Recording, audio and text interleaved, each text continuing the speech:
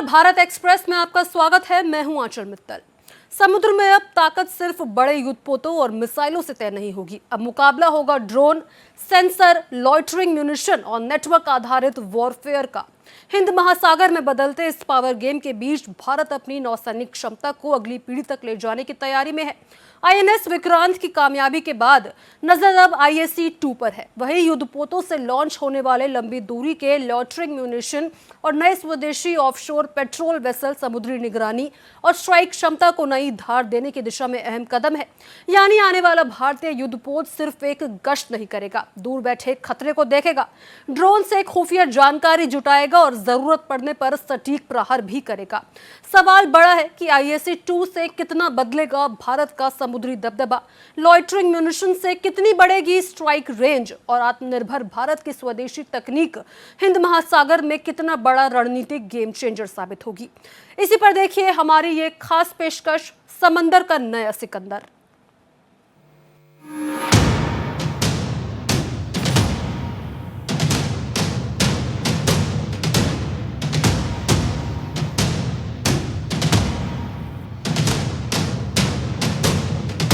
हिंद महासागर में बदलते युद्ध के बीच भारत अपनी नौसैनिक ताकत को नई दिशा देने में जुटा है।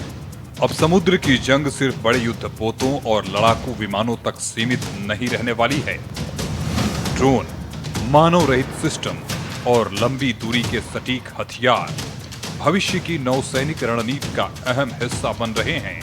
इसी बदलते कॉम्बैट एनवायरनमेंट को ध्यान में रखते हुए भारत के दूसरे स्वदेशी विमान वाहक पोत यानी IAC-2 के डिजाइन में भविष्य की जरूरतों को शामिल करने पर जोर दे रहा है। योजना ऐसी क्षमता विकसित करने की है जिसमें विमान वाहक पोत सिर्फ लड़ाकू विमानों का प्लेटफॉर्म न रहे, बल्कि अनमैन्ड सिस्टम्स का भी बड़ा ऑपरेशन बेस बनाया जा सके।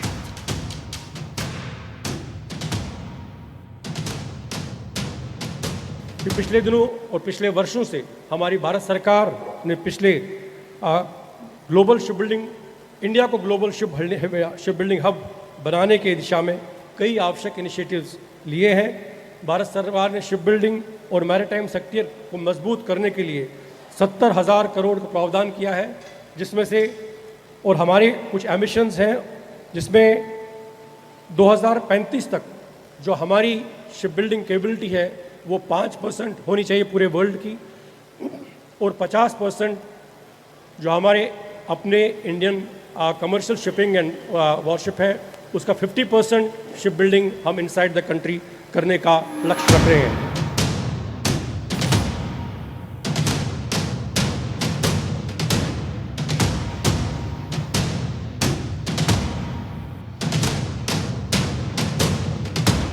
भारत ने INS विक्रांत के निर्माण के साथ स्वदेशी विमान वाहक पोत बनाने की क्षमता विकसित कर दी है। अब उसी अनुभव को आगे बढ़ाते हुए IAC-2 के लिए कंपैरेटिवली लेस जोखिम वाला रास्ता अपनाने की चर्चा है। दरअसल नौसेना पहले ही कह चुकी है कि IAC-1 के डिजाइन और निर्माण से मिले अनुभव के आधार पर उसके दोहराए गए डिजाइन में जरूरी बदलाव किया जा सकता है। इसका सीधा फायदा ये होगा कि भारत को हर चीज शून्य से शुरू नहीं करनी पड़ेगी, यानी डिजाइन का आधार पहले से परखा हुआ होगा, लेकिन उसमें भविष्य की तकनीक और नौसैनिक जरूरतों के हिसाब से सुधार किए जाएंगे। ये एम्बिशन मैं पूरे यकीन के साथ कह सकता हूँ कि जो हमारा वर्कफोर्स है उनके योगदान से ये संभव हो सकता है। मैं हर डिज़ाइनर और इंजीनियर से लेकर सुपरवाइजर, टेक्नीशियन, वेल्डर, फिटर और वर्कफोर्स के हर मेंबर तक ये आग्रह करूँगा कि अपने आप को इस नेशनल मिशन से आप जोड़ें और इसका एक इम्पॉर्टेंट हिस्सा समझें। हम हर दिन समय को चुनौती दें और तेज़ी से निर्माण करने की और बेहतर निर्माण करने की और अधिक कुशलता से निर्माण करने की और सबसे बढ़कर गर्व के साथ निर्माण करने की हम शपथ लें।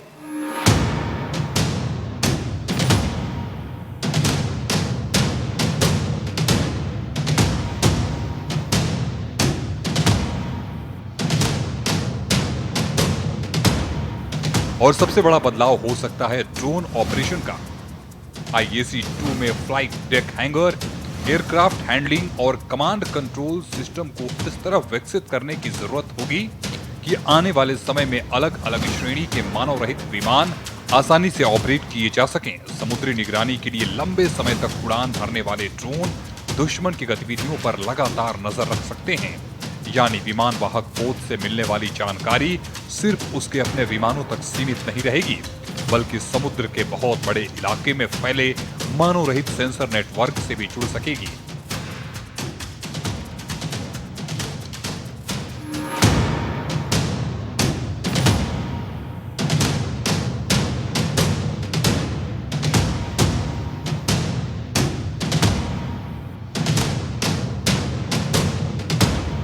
इसका सबसे बड़ा फायदा होगा पहले देखना, पहले समझना और फिर कार्रवाई करना। दुश्मन का युद्ध पोत हो, विमान हो या समुद्र में बदलती कोई दूसरी गतिविधि, ड्रोन लंबी दूरी से उसकी जानकारी जुटाने में मदद कर सकते हैं।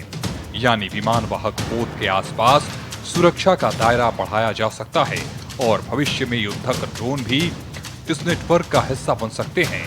देश में अनमैन्ड कॉम्बैट एरियल व्हीकल और ऑटोनोमस सिस्टम पर काम चल रहा है और आगे बढ़ रहा है। ऐसे सिस्टम नौसैनिक अभियानों में भी भूमिका निभा सकते हैं। सचमुच मेरी खुशी के साथ साथ गौरव और विश्वास का भाव, एक सेंस ऑफ प्राइड हमारे अंदर पैदा हुई है। जब तक राष्ट्र की समुद्री सीमाओं की सुरक्षा आपके मजबूत हाथों में है, तब तक भारत को कोई तिरछी निगाहों से नहीं देख सकता, ऐसा मेरा पक्का विश्वास है।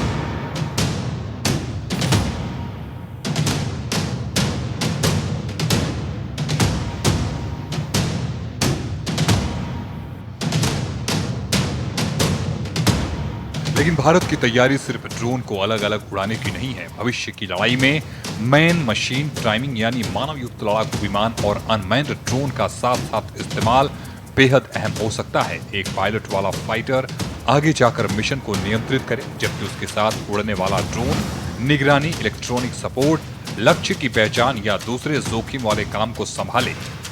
इससे पायलट को हर काम खुद करने की जरूरत कम होगी और सबसे महत्वपूर्ण बात, खतरनाक इलाके में मानव जीवन को जोखिम में डाले बिना ज्यादा जानकारी और ज्यादा विकल्प हासिल किए जा सकते हैं।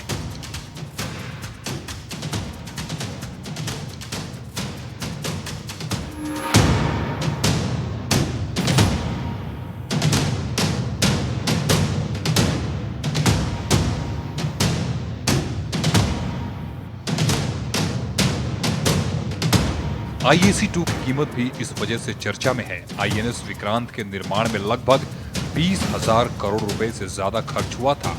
वहीं नए पोत में महंगाई, सामग्री की कीमत, सिस्टम अपग्रेड और भविष्य की तकनीक को जोड़ने के बाद लागत काफी ज्यादा होने की संभावना है। उपलब्ध रक्षा क्षेत्र के आकलनों में IAC-2 की परियोजना का मूल्य 40,000 करोड़ रुपए लागत लगभग 4.8 से 5 अरब अमेरिकी डॉलर के स्तर पर रखा गया है। हालांकि अंतिम लागत डिजाइन और सरकारी मंजूरी के बाद ही स्पष्ट होगी। यानी भारत एक तरफ लागत नियंत्रित रखना चाहता है और दूसरी तरफ ऐसा पोत बनाना चाहता है जो आने वाले कई दशकों तक प्रासंगिक बने रहें। विक्रांत विशिष्ट है, विक्रांत विशेष भी है। विक्रांत केवल एक युद्धपोत नहीं है, ये 21वीं सदी के भारत के परिश्रम, प्रतिभा, प्रभाव और प्रतिबद्धता का प्रमाण है। INS विक्रांत की इस पवित्र साधना स्थली से, पराक्रमी स्थली से तीनों सेना के जाबाज जवानों को फिर एक बार सैल्यूट करता हूं।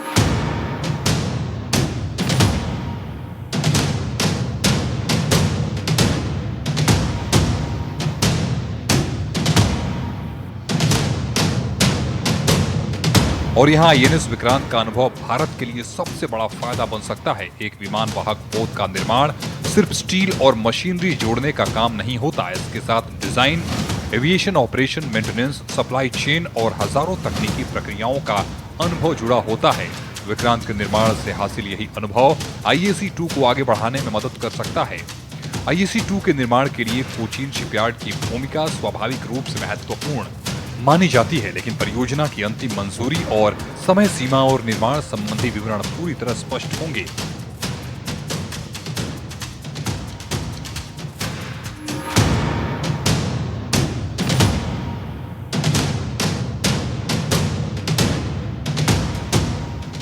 भारत का समुद्री पावर गेम सिर्फ विमान वाहक पोत तक सीमित नहीं है। अब नौसेना की नजर ऐसे हथियारों पर भी है जो युद्ध पोत को बहुत लंबी दूरी से लक्ष्य पर कार्रवाई करने की क्षमता दे सके। इसी कड़ी में लाइटरिंग म्यूनिशन जैसी तकनीक बेहद महत्वपूर्ण हो जाती है। इसे आसान भाषा में ऐसा मानव रहित हथियार समझ सकते हैं जो लक्ष्य क्षेत्र के आसपास कुछ समय तक मंडरा सकता है और उपयुक्त लक्ष्य मिलने पर उस पर हमला कर सकता है। यानी मिसाइल की स्पीड और ड्रोन जैसी निगरानी क्षमता का एक अलग रोल का मेल होता है।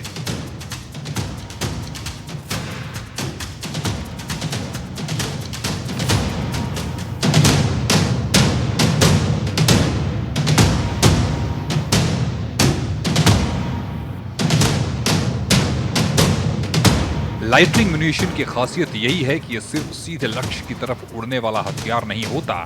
ये लक्ष्य एरिया तक पहुंचकर कुछ समय तक इंतजार कर सकता है और बदलती परिस्थिति के मुताबिक लक्ष्य चुनने में मदद कर सकता है। नौसेना के लिए ऐसे सिस्टम का मतलब होगा समुद्र में मौजूद दुश्मन के जहाजों के साथ साथ तटीय इलाकों में मौजूद महत्वपूर्ण सैन्य ठिकानों पर भी लंबी दूरी से कार्रवाई की क्षमता को संभावित करना। हालांकि किसी भी RFI यानी रिक्वेस्ट फॉर इंफॉर्मेशन को अंतिम खरीद का फैसला नहीं माना जा सकता। ये प्रक्रिया मुख्य रूप से उद्योग से तकनीकी जानकारी और उपलब्ध विकल्प समझने के लिए होती है।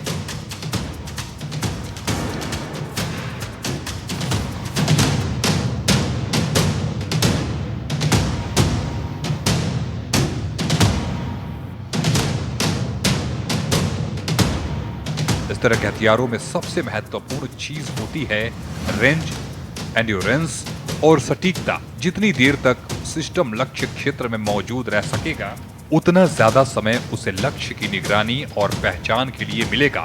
और अगर सिस्टम को अलग अलग परिस्थितियों में तेज स्पीड से लक्ष्य तक पहुंचने की क्षमता मिलती है, तो उसकी ऑपरेशनल क्षमता और बढ़ सकती है। यही वजह है कि दुनिया भर की सेनाएं अब ऐसे अनमैन वेपन पर तेजी से ध्यान दे रही है।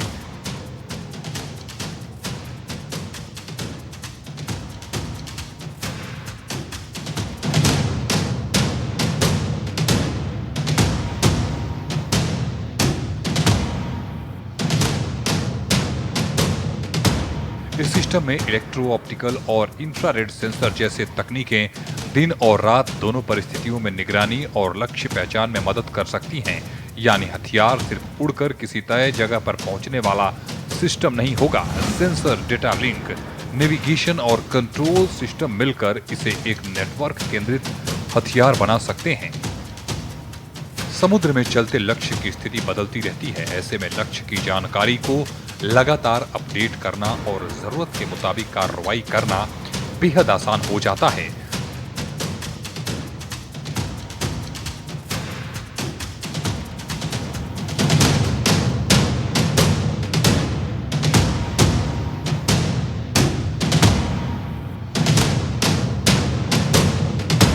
भारत की इस पूरी रणनीति का एक और इम्पोर्टेंट एस्पेक्ट्स है स्वदेशीकरण। लाइटरिंग म्यूनिशन और ड्रोन तकनीक के क्षेत्र में कई भारतीय कंपनियां और स्टार्टअप काम कर रहे हैं। Solar industries, Bharat force, Tata advanced systems, YM technologies और दूसरी भारतीय कंपनियां अलग तरह के मानव रहित और हथियार प्रणालियों के विकास में सक्रिय हैं। इसका लक्ष्य सिर्फ हथियार खरीदना नहीं, बल्कि design, sensor, electronic, software, data link और उत्पादन क्षमता को देश के भीतर विकसित करना है।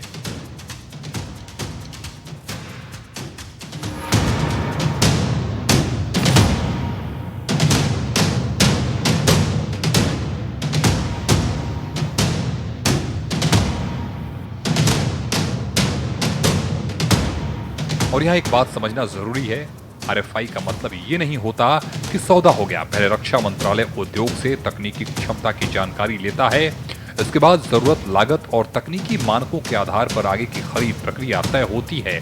अगर ये प्रक्रिया आगे बढ़ती है तो जहाज से लॉन्च होने वाला लंबी दूरी का लाइटनिंग म्यूनिशन भारतीय नौसेना को एक नई तरह की स्टैंड ऑफ स्ट्राइक क्षमता दे सकता है, यानी युद्धपोत दुश्मन के तटीय हथियारों की पहुंच से बाहर रहकर भी दूर के लक्ष्य पर कार्रवाई करने की स्थिति में आ सकता है।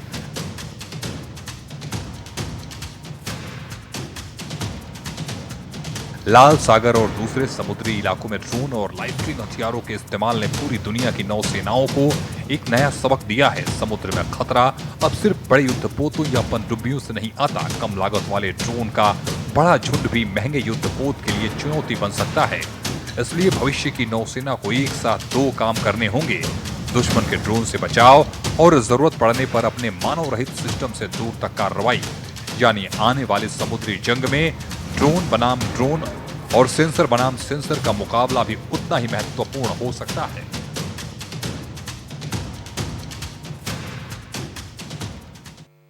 भारतीय नौसेना के स्वदेशी बेड़े में एक और अहम अध्याय जुड़ा है। कोलकाता के GRSE में next generation offshore patrol vessel कार्यक्रम के तहत श्रुति नाम का एक नया पोत लॉन्च किया गया है। ये पोत समुद्री निगरानी, खोज और बचाव, ऑफशोर संपत्तियों की सुरक्षा, मानवीय सहायता, आपदा राहत और एंटी पायरेसी जैसी अभियानों में अहम भूमिका निभाएगा। खास बात यह है कि NGOPV श्रृंखला के कुल 11 पोत GRSE और गोवा शिपयार्ड में बनाए जा रहे हैं। यानी भारत समुद्री सुरक्षा के साथ स्वदेशी जहाज निर्माण क्षमता को भी मजबूत कर रहा है। बड़े विमान वाहक पोत, विध्वंसक और पनडुब्बियों के साथ श्रुति जैसे पेट्रोल वेसल भी नौसेना की निगरानी क्षमता बढ़ाएंगे। बदलती समुद्री चुनौतियों के बीच भारत का फोकस अब सिर्फ ज्यादा जहाजों पर नहीं, बल्कि स्मार्ट सेंसर, ड्रोन नेटवर्किंग, लंबी दूरी की मारक क्षमता और स्वदेशी तकनीक पर भी है। यानी भारतीय नौसेना की अगली पीढ़ी की ताकत संख्या के साथ साथ तकनीक और आत्मनिर्भरता से तय होगी।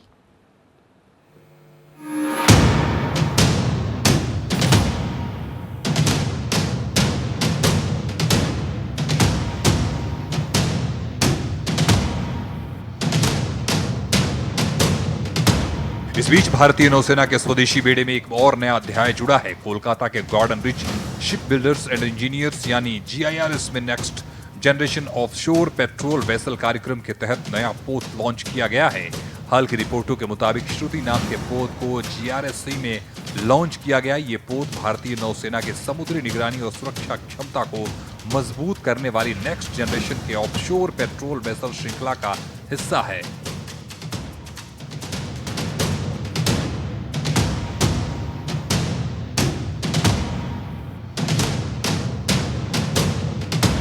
In next generation offshore patrol vessel का काम सिर्फ समुद्र में गश्त करना नहीं है। इसका इस्तेमाल समुद्री क्षेत्र की निगरानी, खोज और बचाव अभियान, ऑफशोर संपत्तियों की सुरक्षा, मानवीय सहायता और आपदा राहत, साथ ही एंटी पायरेसी जैसे अभियानों में किया जा सकता है। यानी ये पोत युद्ध के समय सुरक्षा भूमिका निभाएंगे तो शांति के समय समुद्री निगरानी और मानवीय मिशनों में भी काम आएगा।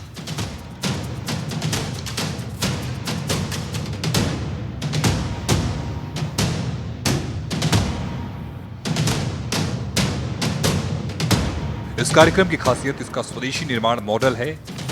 NGOPV की श्रृंखला के पोतों का निर्माण गोवा शिपयार्ड लिमिटेड और GRSE में किया जा रहा है। रक्षा मंत्रालय के मुताबिक कुल 11 NGOPV 2 शिपयार्ड में बनाए जा रहे हैं। इसका उद्देश्य भारतीय नौसेना के मौजूदा ऑफशोर पेट्रोल पोतों की क्षमता को बढ़ाना है। यानी एक तरफ बड़े विमान वाहक पोत और विध्वंसक तैयार हो रहे हैं तो दूसरी तरफ समुद्री निगरानी के लिए छोटे और ज्यादा लचीले प्लेटफॉर्म भी बेड़े में जोड़े जा रहे हैं।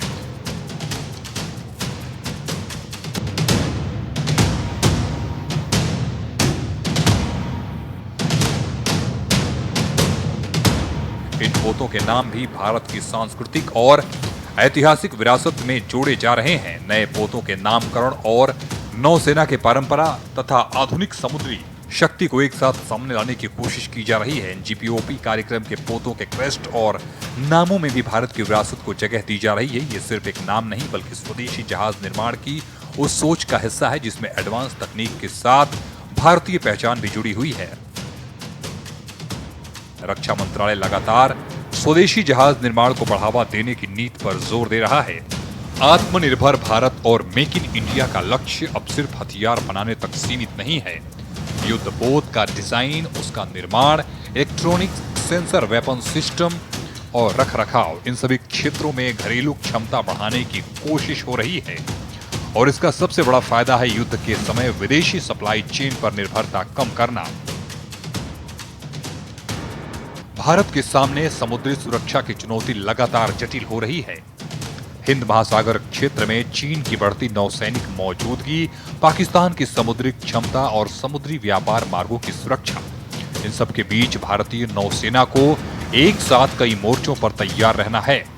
इसलिए भारत का फोकस अब सिर्फ ज्यादा जहाज बनाने पर नहीं है। फोकस है ज्यादा स्मार्ट जहाज, ज्यादा सेंसर, ज्यादा ड्रोन और ज्यादा लंबी दूरी की मारक क्षमता, यानी भारतीय नौसेना की अगली पीढ़ी की ताकत संख्या के साथ साथ तकनीक से भी तय होगी।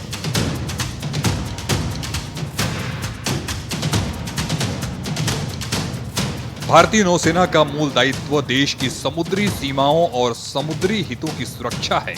लेकिन आज समुद्री सुरक्षा का मतलब सिर्फ तट की रक्षा करना नहीं है। भारत के लिए समुद्री व्यापार मार्ग, ऊर्जा आपूर्ति, ऑफशोर संपत्तियां और हिंद महासागर में रणनीतिक पहुंच भी उतनी ही महत्वपूर्ण है। इसलिए नौसेना अपने बेड़े को लगातार हाईटेक बनाने पर जोर दे रही है। विमान वाहक पोत से लेकर पनडुब्बी, विध्वंसक, फ्रिगेट, कॉर्वेट और पेट्रोल वेसल तक हर क्लास में क्षमता बढ़ाने की कोशिश जारी है। और इस पूरी रणनीति की सबसे बड़ी ताकत है स्वदेशी निर्माण। GRSE Cochin Shipyard, Mazagon Dock और गोवा शिपयार्ड जैसे भारतीय शिपयार्ड अलग अलग क्लास के युद्धपोत और नौसैनिक प्लेटफॉर्म तैयार कर रहे हैं। GRSE में कई प्रकार के युद्धपोतों का निर्माण हो रहा है, जबकि कोचीन शिपयार्ड भारतीय विमान वाहक पोत निर्माण की महत्वपूर्ण क्षमता का केंद्र बना हुआ है। मझगांव डॉक में विध्वंसक, फ्रिगेट और पनडुब्बी कार्यक्रमों पर काम जारी है। यानी भारत का लक्ष्य सिर्फ एक जहाज बनाना नहीं, बल्कि पूरी नेवल इंडस्ट्रियल बेस को मजबूत करना है।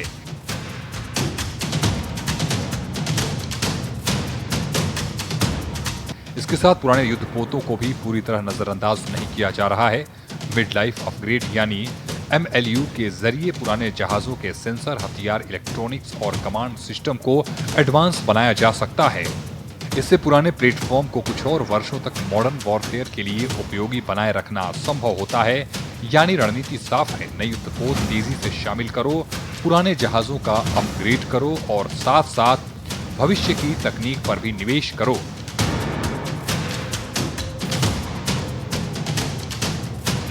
भारत की समुद्री शक्ति अब एक ऐसे दौर में प्रवेश कर रही है जहां सिर्फ जहाजों की संख्या मायने नहीं रखेगी। भविष्य की नौसेना होगी नेटवर्क, ड्रोन सक्षम और ज्यादा स्वदेशी। ISE-2 इस बदलाव का एक बड़ा प्रतीक बन सकता है। एक ऐसा विमान वाहक पोत जिसके डेक पर लड़ाकू विमान हो, आसमान में मानव रहित सिस्टम हो और समुद्र में उसके साथ काम करने वाले युद्धपोत एक साझा नेटवर्क से जुड़े हों। दूसरी तरफ लंबी दूरी के लाइटनिंग म्यूनिशन जैसे हथियार नौसेना को दुश्मन से दूरी बनाए रखते हुए कार्रवाई का विकल्प दे सकते हैं।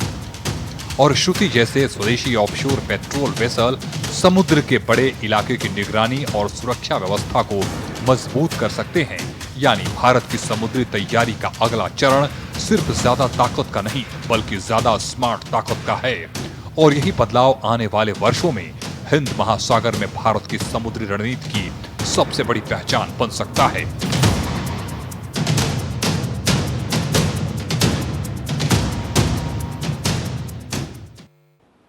और फिलहाल के लिए हमारी इस खास पेशकश में इतना ही। देश और दुनिया से जुड़ी तमाम खबरों के लिए बने रहिए भारत एक्सप्रेस के साथ।